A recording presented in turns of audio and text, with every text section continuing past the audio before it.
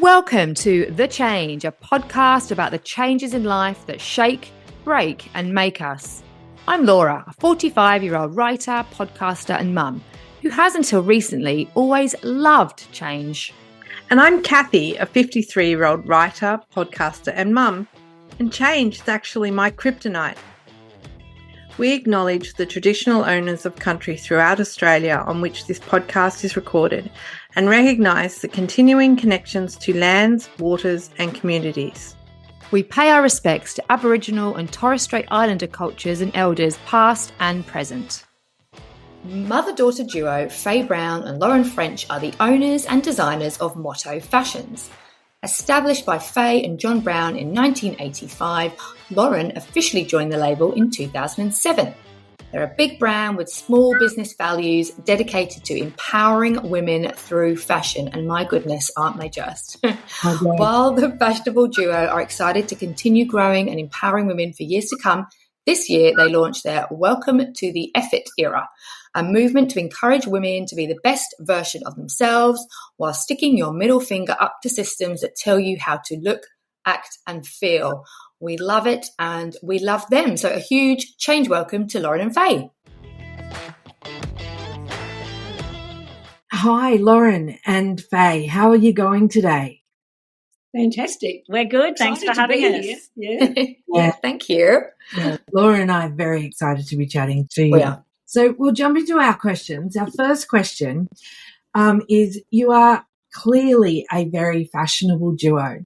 Tell us how you got into the business and what you really love about it. Well, how we got into our business. Well, I started Motto in 1985 with my husband, mainly because I didn't want to wear a uniform and I wanted to wear my own designs, actually. So that started the whole thing, really. I just loved fashion and I just wanted to be part of it and I wanted to be fashion forward. I was born virtually that year and she came to work with me. She was under the table, so you were born into fashion. Oh, well, not. Yeah, whether she likes it or not. So I'm so blessed that we're actually together now, you know. It's fun. I guess the main thing, it's fun and you can be so you, and from there you just don't realise the power of fashion because it actually goes out into the world. So a part of you goes out everywhere and that's what everyone does. And I guess that's the real buzz that we get because people can just feel fabulous in fashion and why not, you know, because why not? Exactly. That's it. Yeah, your clothes are so, in a current trends at the moment as well, you've got such a mixture of colour and they're so vibrant, and I follow a few people online. I notice you're working with a few different influencers currently, which is exciting. Is it Sophie up in Newcastle who I saw wearing a beautiful two-piece red waistcoat suit, and it looked very cool. Yeah, we use so many girls, so many different shapes and sizes, and it's so fun to see how they all style it because it's very different, obviously, to what we would have imagined. But yeah, Sophie's very, very cool, as they all are. Yeah. They're all gorgeous in their own way. But she's a bit of fun. Yeah, we actually did that because people kept saying, "Hey, we want to see different sizes." But it's hard to get when we say real people to do something like that. You can hardly get a model to be a real size, actually. So it was fantastic that we collected a whole bunch of fantastic influencers that are all different shapes and sizes. That really helps people see what the clothes might look on them because we're only small, you know.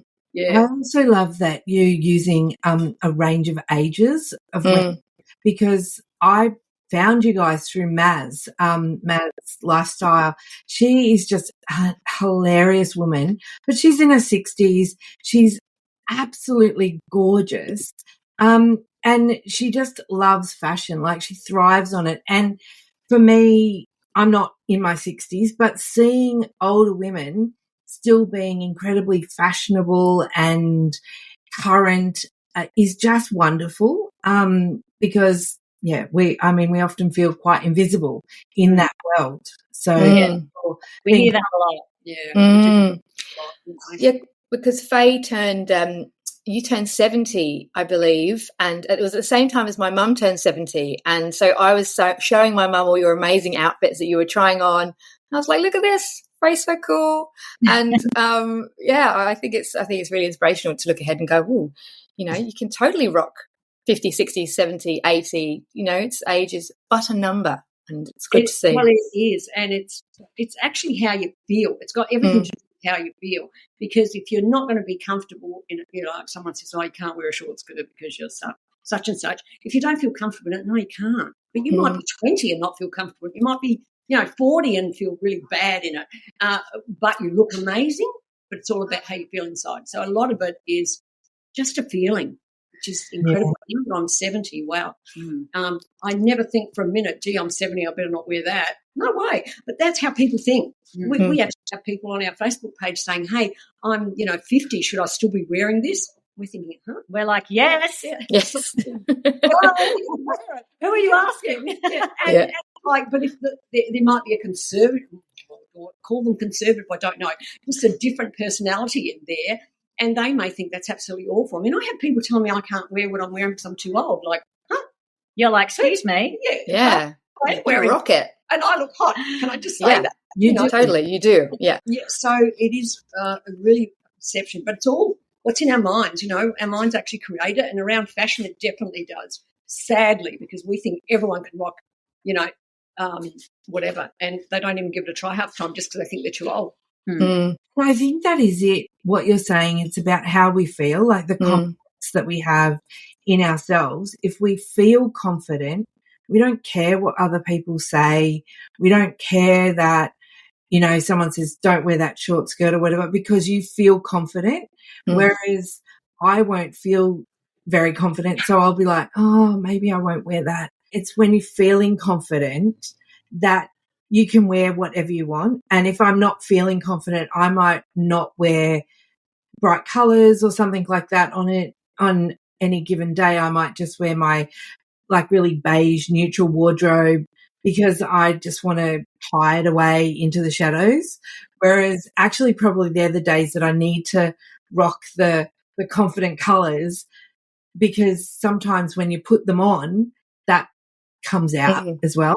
Yeah, your personality comes out. There's so much in that. Yeah, no, but clothes have the power to make you feel a certain way, right? And I think people can underestimate the power of good clothes or fashion and kind of make it seem like it's an irrelevant, silly thing. But actually, feeling good in what you wear is really important, and you are both helping women to feel good, which is it's a superpower.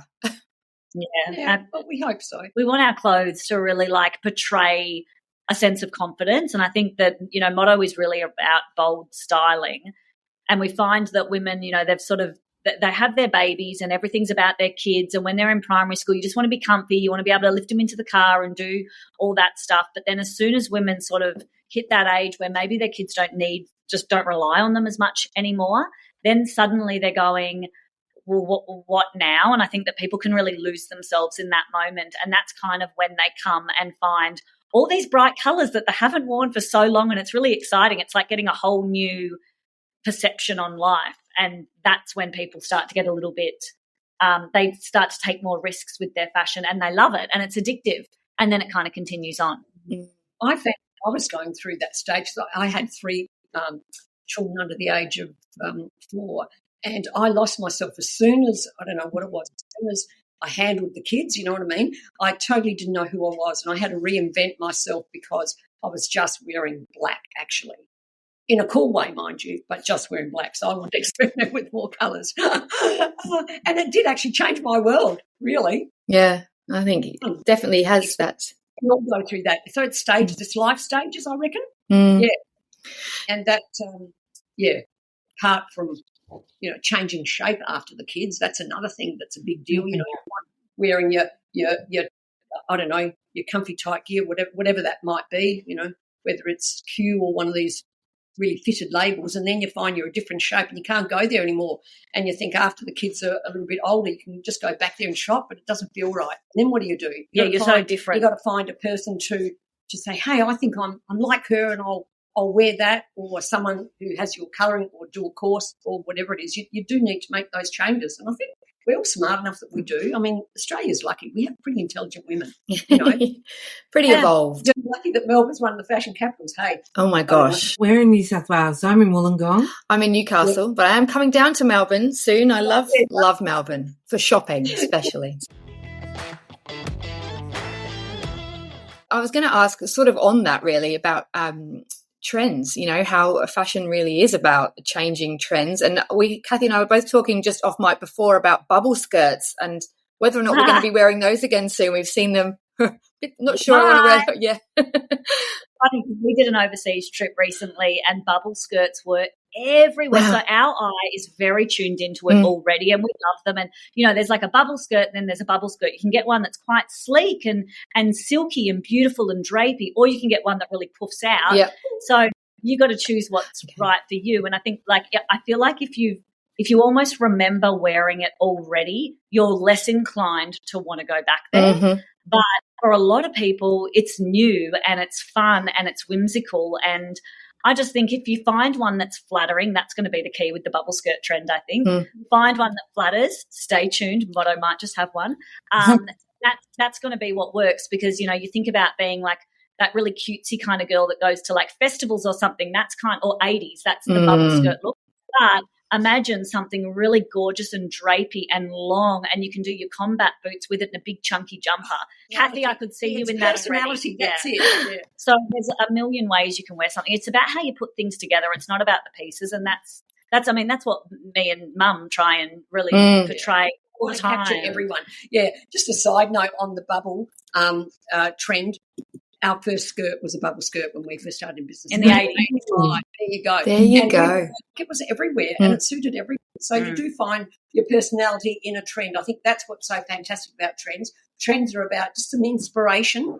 It's not about copying. It's inspiration and, hey, I can do that. Oh, yeah, a big collar, yeah, I can do that now. And a brooch, oh, yeah, I'll try that. It's not about the whole thing. So a bubble skirt is all the different lengths. And like you say, we have some fabulous ones. The long version will definitely be something on. I remember doing the bubble skirt in 85, 86, 87, you know. So I did it then.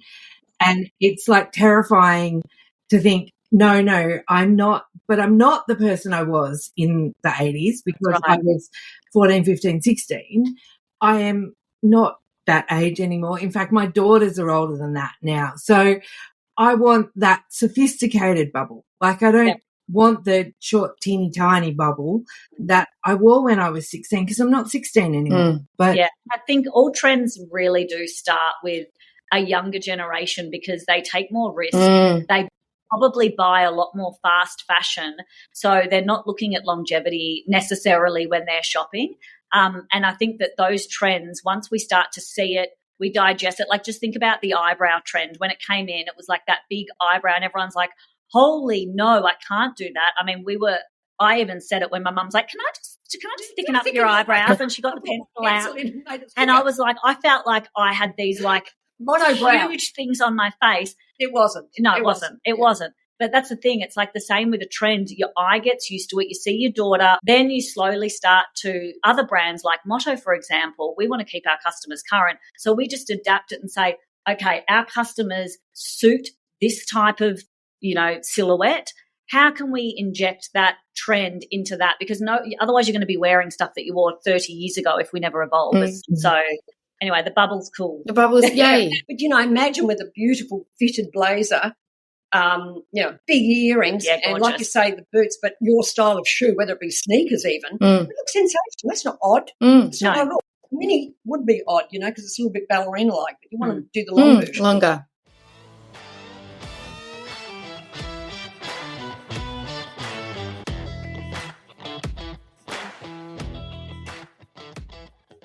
Obviously, Motto has been around, you know, as you said at the start there, Faith, since the 80s. What are some of the biggest changes that you've noticed in how, or your customer base maybe, or just fashion? You know, now we've got these big brands like Shein, you know, out of China that operate on huge levels. What's the biggest changes and I guess challenges that you've had to face? Well, definitely more competition because when I say that, no, not really. Probably online. Now it's, so you know, before it was a lot of competition just in Melbourne or wherever we were, but now it's worldwide. So you do have to compete on a world stage, and I guess that will have to be the biggest deal, yeah. But then we have more access to everything too. I mean, with every bad situation comes something amazing, and to us, we can just go online and check out what everybody's doing. I couldn't do that before. We'd actually have to travel, go to Paris, miss my Paris trips, go to New York. You'd have to go everywhere to check all this stuff out, but not now. You go online. It's easy. It's easy. And it's not to copy either. It's just to get inspired again and just to see where we fit and to see where our ladies fit. So we can inspire as we get inspired. Yeah. And I suppose when you're making like really good quality clothes, and I say that because, I am wearing one of your jackets today, and I have some of your pants. When they're good quality, people don't mind paying for good quality clothing. So I think that's where the fast fashion and the price points, people will pay when they know they're getting good quality, and good customer service and those sorts of things. And they definitely resonate with all of your customers, and that's testament from, your Facebook groups and everyone that follows you guys on Instagram and everything. So, yeah. Community. Yeah. Well, personal, you might have a different view. I would actually pay the price isn't really the end thing. As long as I think it's worth it, I don't mind. It's not about price. I don't say, I only want to pay $20 for a pair of shorts. No, you fall in. Well, I might say that. Hang on, I'll backtrack. I might say I only want to pay, let's be realistic, $100 for a pair of pants. And I go out and I find one that's absolutely amazing for $150. Well, I'm going to spend $150, you know what I mean? Yeah. And I think that's what the thing is now. It's not about the price, because often you buy something that's $20 and really it's only worth $5. You've got to find the right fit and something that's flattering, and I think that's part of fit is so it's almost like there's the trend and you want to look current, but I think underneath that, which is even more important, is it has to suit your body shape. And that comes back to kind of that confidence thing. So like with the bubble skirt, you're not going to wear something that's not flattering, but if it makes you feel good, which usually you look good, you feel good, they kind of go hand in hand. That's when I think that you've got to invest, because as we sort of get past that teenager stage, I think that we're looking probably for a little bit more longevity. Our houses, we only have so much we can fit. Like my daughter, who's 10, she just keeps cramming it in there. She'll just put it on the floor. She doesn't care, on the bed. But if I don't have everything sort of neat in my wardrobe, it's just a bit stressful. So it's like if I put something in, something's coming out. So it's like worth that. I think I so true to give something in. Yeah. I mean, we have a lot of empty rooms now. The kids have moved out, but really I have something that's 45 years old that I bought. Oh, I've got to say Paris again. Just quite by accident I'm saying Paris. But that was an outfit I bought 45 years ago, which I still have. Love that. You've got to be particular. But if you know yourself, experiment. I think experimenting is part of knowing yourself with fashion. It's good. Having fun. Yeah. And I guess that brings us to your current campaign, which we absolutely love. So it's Welcome to Your Effort Era campaign. And as I said, we love it as women in our midlives who also we love clothes. We know that creeping sense of invisibility and being told what you can and can't wear. So what made you come up with that campaign? And, how's it going and what's next for it, I guess? It's going well. It's resonated really well with customers. And I guess the purpose of that is we needed something that was going to stand out, because we could have used words like, embracing women, feel confident, feel empowered, but those words really, they don't have impact because people use them and they don't mean them. So we wanted something that truly was a bit of a shock value, that made people stop and actually think about what they're doing. And I think Faye really is the ultimate F-it era poster child. She's literally about to go up into all of our stores as big banners in the window. With exciting. You knew that? Oh, well, now she knows. Go to a shop, go to a Motto shop, you'll see it. Because it needs to be a topic and it needs to be spoken about, and women and men do feel invisible when they get to it just happens, right? And it takes everyone quite by surprise. And I think it's time to stop that, because we're all going to get there. We're all going to feel it. So let's change the narrative around it, because it's the people around us potentially that I don't know, that maybe are contributing to the way that we're feeling. So let's say it loud and proud that we're not going to stop being us. You do you, and it does not matter what your neighbour thinks or what your daughter thinks. You've got to do you, and that is ultimately the effort era. Yeah, you do you is my favourite line actually at the moment, because people just hold back, and it's all, it's holding back themselves and their own lives. And life's too short. Oh, yeah. No, go for it. Yeah, absolutely. And I think that's such an important message, isn't it? And the thing is, I've read lots of things about ageism, and it's the only ism that we all experience, but because a younger woman is just an older woman in waiting, right? So we're all going to be old women eventually. So why would you say to an older person, you can't wear that, because that's going to be you? Why would you? It's such a short-sighted thing to say, isn't it? And think. Yeah, and we've noticed with our communities, because we can get very close to these people, so it spreads far and wide. But we've noticed that once women truly start to wear what they were too scared to, and then they try it and they find what fits for them and what works and what makes them feel good, they kind of blossom into this empowered and confident, and it's like another person comes out. It's like their alter ego actually comes out that they've been too scared to tap into, and the clothes are almost like that costume that can bring it out. And we've seen it time and time again when we've dressed women, or it's been a relationship on social media.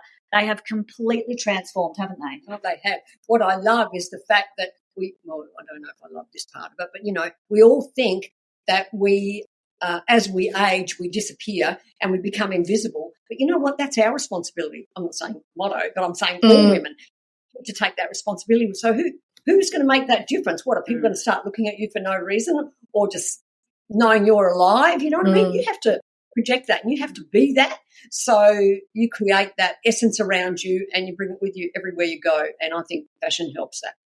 Oh, definitely it does. Yeah, 100%. We did an episode in season 2. Kathy and I were talking about this theme of dressing as you get older, and whether or not kind of demure sort of dressing is the right, well, it wasn't quite the word, but as we get older.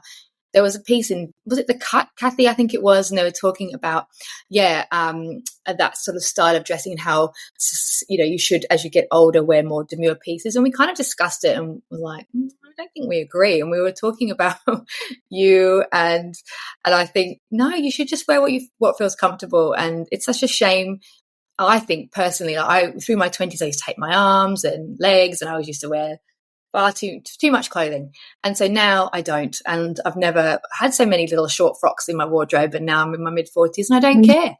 Yeah, you're in your effort era. Well done. Yes. Actually, before the effort era, I can't believe I had, not that I want to bring cancer into it because it's just happened 12 years ago, but what I learned through that was the fact that I used to do that to myself, and now I look back at photos, I look back and I think, why didn't I just love myself back then? I look hot, whereas you do that right throughout your life, and then you get to a point where you're old, wrinkled, and, you don't know what you're doing, and you think, okay, I should have taken should have appreciated that. Yeah. I should have showed those legs, and I should have gone out and watered my I saw like a meme or something on Insta last night that said, I wish I was as fat as I thought I was when I was 16 and as tired as I thought I was before I had kids. Yeah. So true. All those young, beautiful girls that have such low confidence, and I know that it's such a common experience for young women, and you look at them and think they're so gorgeous, and they're like, oh no, I'm fat, or whatever it is. And I know I felt exactly the same. It's same as you. I look back at photos and go, oh, what a waste. Yeah, but then what a waste of time. But then I think as well, like, of course they're influenced by things around them, and I think it's part of being that age. But what if they started seeing their mum and their aunties, other women in their lives, their teachers, dressing like they were rocking every single outfit through? What if they saw their teachers be completely confident from within? I'm sure there are many out there that are, so I'm not saying they're not, but so many girls see their mums saying, oh, I don't look good in this, or oh, I look a bit fat, or I don't know what, things like that. But it really, like, let's change that dynamic. That's what the effort era is about. It will trickle through, but like, we've got to be empowered as the mature women to be changing that narrative, because our kids aren't born with those thoughts. That's right. They just you know. So like I feel like this could be a complete movement, and people just need to really be themselves, because there's a lot of different people out there. We don't have to fit into a box. No. Obviously, you get loads of great feedback. We've spoken about, you know, the great work that you're doing with the Effort Era campaign. Do you ever get judged by people for what you wear? And I just wondered if you had any kind of good clapbacks for the people that are mean, if there are any, or is it all beautiful and positive online? How do you find the feedback mostly? I get some horrible stuff said to me. Oh, yeah, and I've got a great comeback now. Okay, good. What is it? Like, I mean, you know, like here I am in something that it obviously looks pretty good, and most people are saying, wow, and then they say, oh, my God, look at her neck. I mean, that's not the good one. Okay, that's the good one. To that, I said something along the lines, well, I'm 70, of course I have wrinkles around my neck. That's you know, I'm alive. I'm a real person.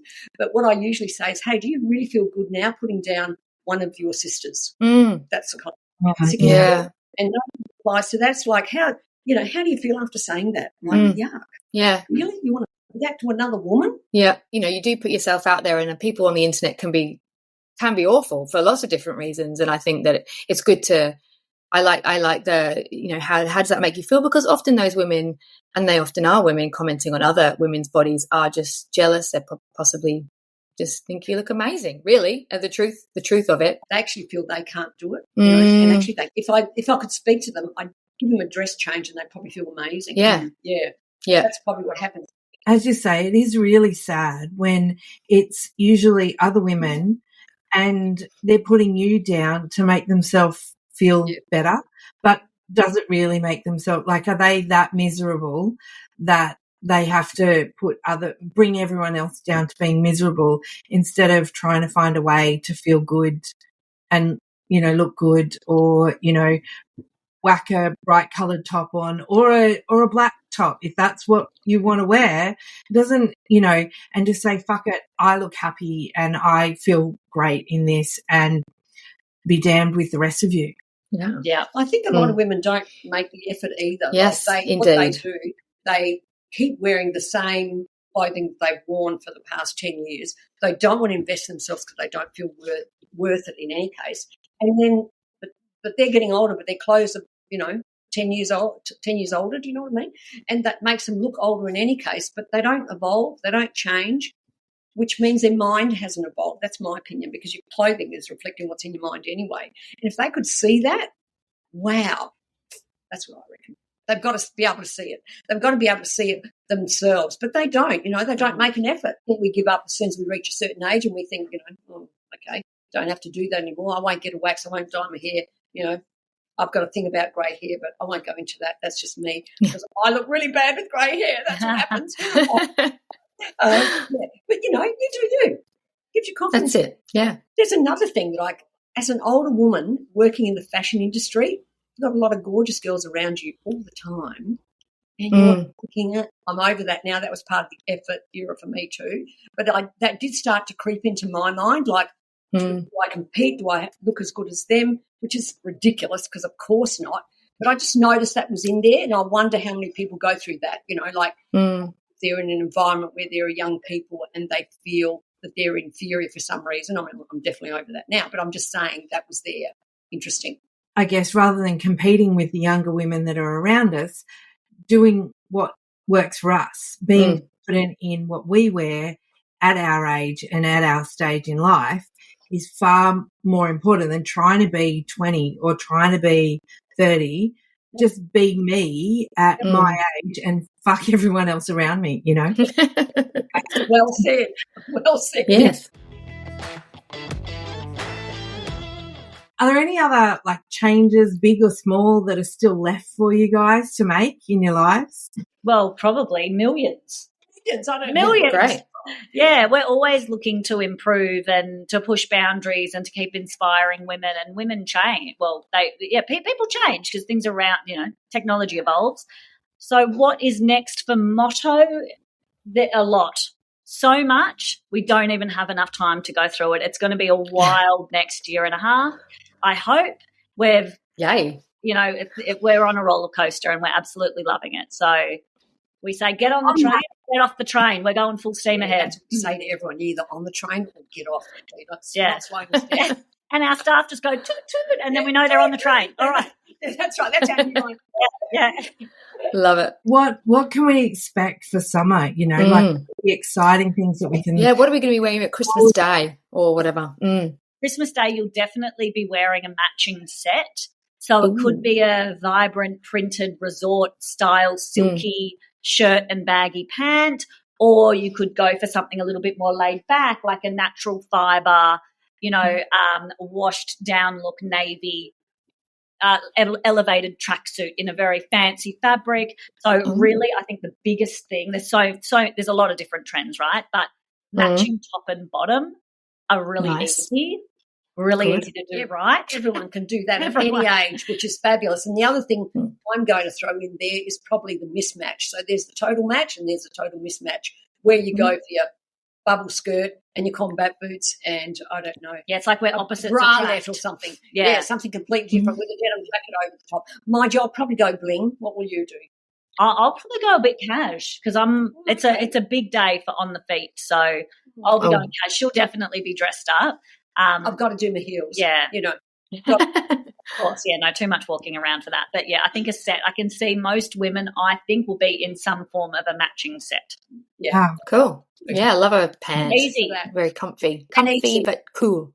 Comfy but cool, of course, yeah. And I guess because there's, that it expands a little bit. So with all the food and everything, all the good things that happen at Christmas time, you want to be relaxed and comfortable and feel good and beautiful as well. That's right. No tight, wasted things on Christmas Day, that's for sure. You need that waist to expand, definitely. Yes, you do. And what about you guys personally? Have you got any kind of goals yet to achieve, big changes you want to make in your own lives outside of Motto? Well, for me, my deep core belief is that the older I get, the more creative I get. The older I get, the better I get. And it just opens up my world to a whole lot of stuff. I mean, I'm really into creative stuff. I mean, I paint. But I don't intend to retire. I'm saying to Lauren, maybe when I'm 85, unless she kicks me out before then. So I just look forward to really getting dressed up every single day and just love that. Going for it. I don't want to hold anything back. Is that okay? I didn't think you were going anywhere. I'll be trying to get her out at 85. She will not be going anywhere. Oh, my gosh, trust me. Hey, Lauren, that sounds like there's no transfer of generational wealth coming to you. Yeah. Anytime soon. It's a little bit like my parents. They're not going anywhere in any hurry, and I'm in my mid-50s, and it's like, that transfer of generational wealth, I think it's passed me over. It might go to my kids. Yeah. Well, funny about that, I sat my kids down when they were about 15, 16 and 17 and said, look, we're going to live till we're 100 and by then you'll all be 70. So I reckon you're going to have to make your own wealth or it's all going to charity. And I've always said that. So unless they're rich, they're not getting my money, forget it. Fair enough. That's totally fair. They're working hard anyway. Obviously, Lauren's working hard. Yeah. She's working hard. She wants it. For me, I've got this pipe, well, it's not a pipe dream. It's a little handshake with my husband it's 12 years away, so I've still got a while. But when I'm 50, me and him are going to go to Italy for 6 months. So until then, we're going to hustle like absolute crazy. Keep that up our sleeve because we know that's coming. And it's just get as absolute as far as we can go together, push boundaries, be crazy, be wild, say yes to everything, don't hold back. And then when I'm 50, I'm going to Lake Como and I'm going to drink wine for 6 months. That's lovely. A goal. What a great goal. Yeah. Go there and come back with a heap of ideas. And clothes. Yeah, I don't care, but I'm going there and I'm only going with him and my kids aren't coming. No, sorry. No, you got to work here. You got to work. And looking after the grandkids there. Oh, yes. See, she wants to work. Probably great grandkids by then.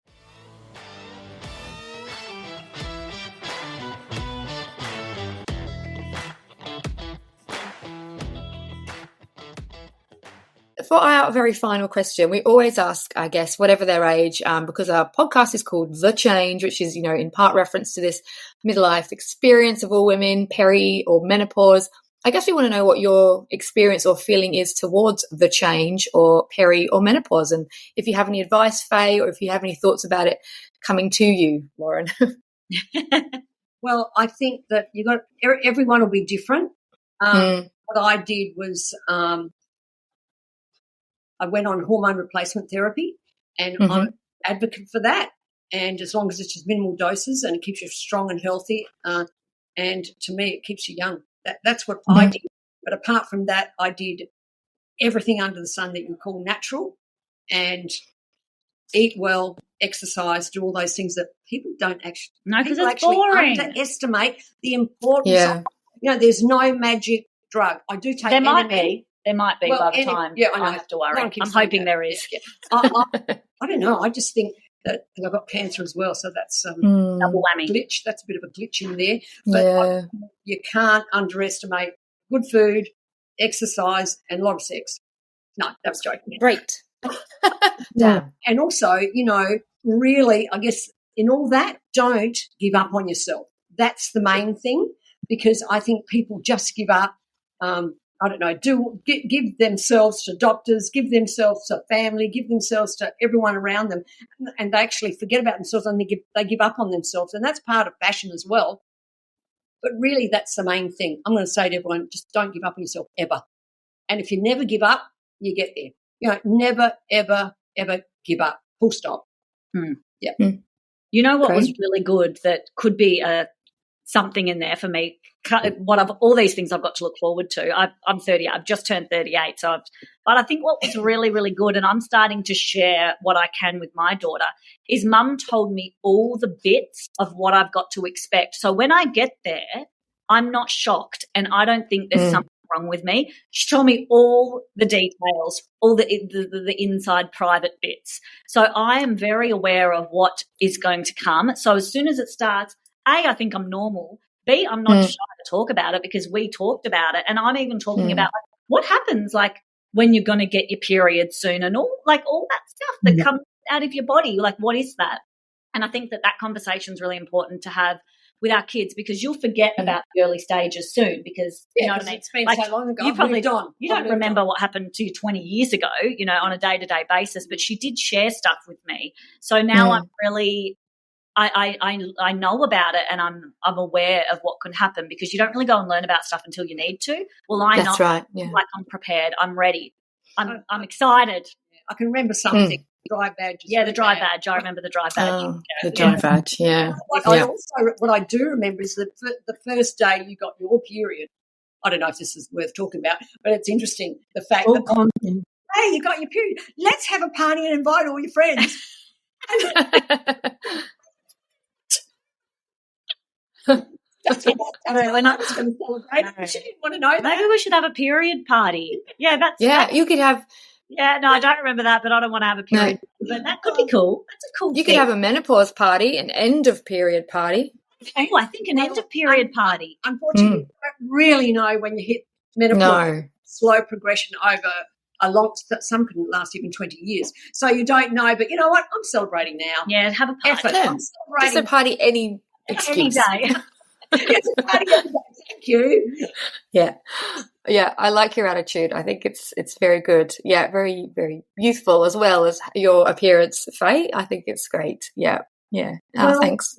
Thank you for that. I do think it comes from your mind. Yes, definitely exercise, food, and all the right things. But you know what? There's a lot to what goes on in your head, and I think that projects. Yes. Yeah. It's been absolutely wonderful. I'm very excited for the fashion trends that are coming. I'm excited to see maybe a sexy bubble skirt. Kathy, I'm going to send you one as soon as it comes in. Laura, you're getting one. Everyone's getting bubble skirts. Bubble skirts for all. But a sexy bubble skirt sounds absolutely wonderful. Not the short, tiny skirt that I had in the 80s. No, it's not the one that pokes out. No, and you can kind of see up. You're going to get the sexy version. Yeah. Yep. Yes, it sounds like a sexy one. So I think I'm very excited. What about you, Laura? Yeah. I'm here for it. Yep, here for all the fashion trends and all of them, the matching set, etc. Yeah, I can't wait. What a chat. I love them. Yeah. Knew we would. I knew we'd love them because I love them online. So I knew in, real life they'd be great. I still think it's hilarious that I was following I know. one and you were following the other. Yeah. And we just had never actually made that connection. I know. And quite a bit, actually. It's funny how we are a little bit in sync like that. But, but I think the more I think about their fuck it era campaign, I really think that, Faye is on the money. It's about confidence. It's about doing what feels good for you, and that will, exude everything else, do you, and that's the thing that matters. That's absolutely right. And, even when you said about wearing the days where you feel like shit and you don't, you kind of hide under your beige, whatever tracksuit is probably the days you need to put on your pretty colourful jacket, cardigan, jumper, whatever, and kind of feel better, because clothes do have the power to make us feel good, and we shouldn't underestimate their power for us and how they make us feel. I think and they're doing such a great job, and I think it's a really inspiring business model too, to have mum and daughter, and the way they interact with each other is very natural, and I think you can tell they're a good team, right, for the business. Yeah Do you have any other really key takeaways? Or absolutely. I think when I thought what Faye was talking about, not letting go, I guess, of yourself, and I think that is something that it's very easy to do as a woman, isn't it? You have, whether that's in your work, whether that's when you have children, whether that's when you have grandchildren, whether that's, when you're in the perimenopausal era. I think it's important, whatever shape, size, wherever you're at in life, to just try and retain something of yourself. And that can be, what she was saying, she obviously she likes to dye her hair. She's mentioned grey hair. And I think that obviously for some women absolutely rock the grey hair. And we follow a number of women on Instagram that are like that. But I think what she's sort of saying is that for you, whatever it is, try and hold on to something that makes you feel good, because the way that you look good makes you feel good. And it's that symbiotic relationship, isn't it? Because it's hard sometimes, but sometimes you need to do those things, treat yourself well in order to feel good.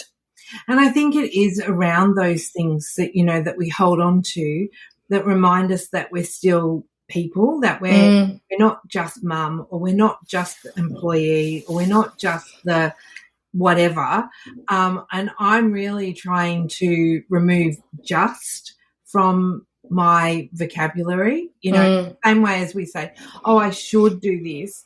I'm not just a mum. I'm not just a project officer, or I'm not just a whatever. I am a mum. And a lot of people don't get that privilege. So, or I am in my 50s, and really trying to reframe that in my own mind, that as much as, and I know that when my articles have gone, viral, some of the feedback has been around that I need to feel confident. I need to not feel invisible. And they're right to some degree. It is very easy to slip into invisibility if you feel invisible in yourself. No one else can help me feel anything other than how I feel. You can go to counselling, you can do all the work, which I do. But I think it is around holding on to something that helps you feel good and reminds you who you are.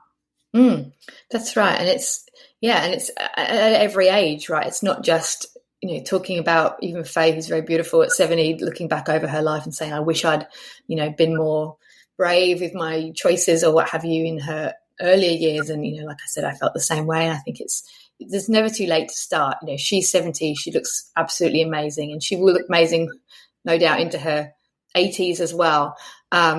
And what she said as well about being surrounded by young women, obviously working with her daughter Lauren, who's very glamorous and gorgeous, too, that makes, it's hard, isn't it? And I know, we worked at Mamma Mia when there was lots of young women around us, and it's hard to sometimes feel okay being older or just being the age that we are. So I think, you do have to just go, well, I am who I am. And I had that moment, and I was 20 once, and I was 30 once, and now I'm this. And this is what makes me feel good, and just trying to embrace it. And, the simple act of putting on a nice blazer or a nice, there are things that you can do any day of the week, even if you're feeling bloated or a bit grim, that could always make, I know, a good jacket always makes me feel good. Yes. Yeah, no, it was such a great chat, and really good chat. Yeah, they're great duo, and get online, find out all about them. Motto Fashions, it's Lauren and Faye. They were fabulous. Thanks for listening to The Change, a fully independent podcast. Whether you're seeking inspiration, curious about change, or just here for the great banter, we'd love you to make The Change your new go-to podcast. And even better, send us your voice notes or questions about change. We'll use them on the show. Email us at changepod2023@gmail.com or DM us on Instagram at _change_pod. Find us wherever you get your podcasts. And don't forget to follow us on Instagram for more on The Change.